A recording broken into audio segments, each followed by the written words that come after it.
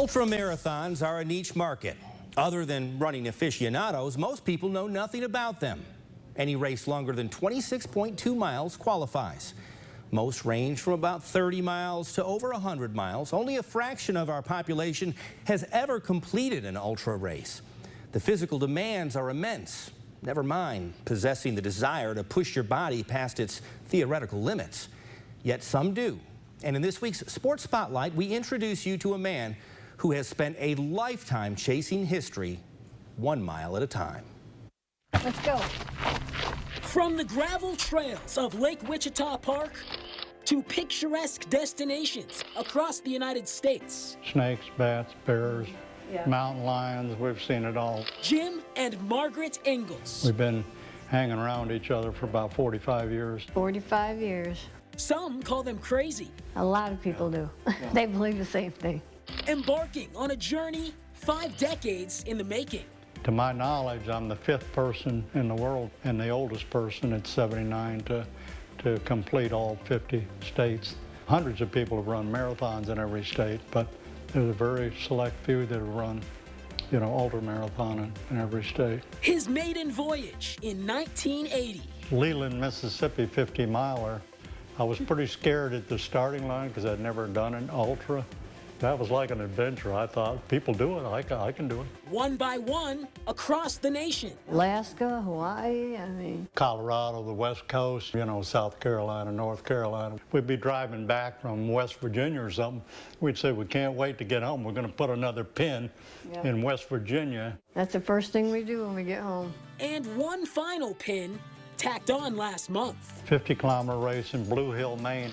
It was emotional at the start, it was emotional during the race, and it was an emotional finish, and I can't believe I've finally run an ultra race in every state, all 50. A feat recognized by Wichita County Commissioners, presenting a proclamation to the local running legend. It's one of the best things of this job, and we can bring someone here that's made an outstanding achievement. Jim's one of one.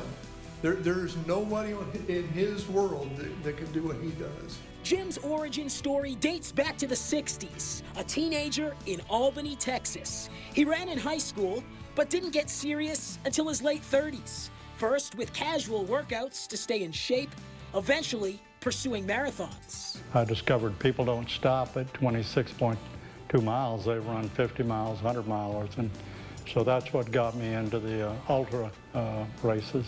To this day, Jim Ingalls has completed more than 150 ultra marathons, 30 of them 100 miles or more, highlighted by winning a buckle at Badwater, the toughest foot race in the world.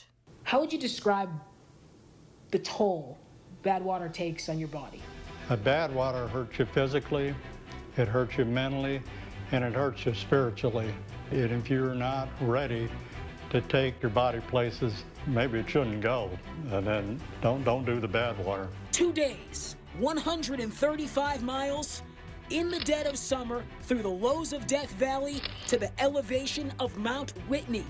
It's invite only, the best ultra marathoners in the world, laying it all on the line. Badwater is such a prestigious and such a difficult, race. I've done a lot of things, accomplished a lot of things, but to get the buckle at Badwater is a big deal. And to have that kind of goal and to train the way I did. If you think it's easy, try going 46 hours with no sleep. Plus your heart rate's banging 150 for 46 hours. 46 hours, 54 minutes, 57 seconds, under the threshold, earning him a coveted Badwater buckle as a token of success. It's in a case, and I don't take it out of the case too often, but it says right on there, Challenge of the Champions. To cross that finish line and know that you're one of 600 people in the world that have that buckle, it's pretty special. Nearly 1/3 of the field does not finish the race each year. But for Jim, in 2007, the stars aligned. They assign each runner, and they only have 90 runners they invite a year, and I got number 62, and I happened to be 62 years old. When I finished, My finishing place was 62. So when you take 62 years old, number 62, finishing 62nd place in the race, there's more to it than you know, the average person, you know, understands. So a higher power, you know, if you will. This is like the most basic question of all time, but I gotta know. What motivates you? Yeah, well, I had a twin brother that passed away shortly after birth, and so He does it because he knows that his twin brother will never be able to do it. And then, like I said, they're identical twins, so he feels him when he runs. Brother Donald in spirit and wife Margaret as crew chief, both alongside Jim with every step. He does things that I would never think he could do, you know, and I tried to get him to stop a couple times because I was worried about him physically and his health. my cardiologist says I'm going to live to be 100. Let's hope he's correct. A retired HR manager at the Howmet plant in Wichita Falls. I'm pretty ordinary. Never had a running coach, yet a world-class ultra-marathoner. I mean, this is our lifestyle. This is our life. Margaret, Jim, Girl, you were a good girl. and Stella. You've done everything. What's next? I'm going to be 80 in, you know, less than 3 months. So I think there's some courses that I can get the course record. But make no mistake, if there's other people 80 doing those things too, they're almost as serious as I am. So it's not like a gimme. Decades of chasing finish lines continues.